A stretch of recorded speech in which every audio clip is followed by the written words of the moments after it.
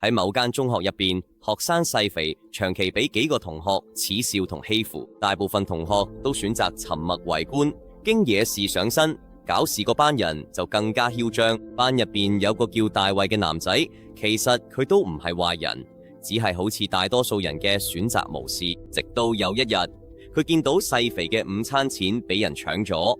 細肥絕望嘅眼神深深咁刺痛咗睇。佢哋喺細個嗰陣，自己都試過俾人欺負。大衛突然醒悟，原來沉默圍觀都係變相幫兇。欺凌之所以會繼續，就係因為大部分好人都袖手旁觀。佢決定唔再沉默。第二日，當欺凌者再圍住細肥嘅時候，大衛佢衝上去打人，而係大聲講：住手！你睇嘅行為已經俾人錄低咗，我會同老師講。呢句說話令到佢欺凌者呆嘢，其他人都開始細聲討論。大衛嘅行動好似一個開關，激發咗其他圍觀者嘅良知。幾日之後，有幾個核心同學一齊去同老師舉報咗件事，學校介入咗，欺凌事件得到嚴肅處理，細肥嘅困境終於解決咗。大衛嘅醒悟證明咗一個人嘅勇氣可以帶動大家一齊行動，解決本來好似冇得解決嘅困難。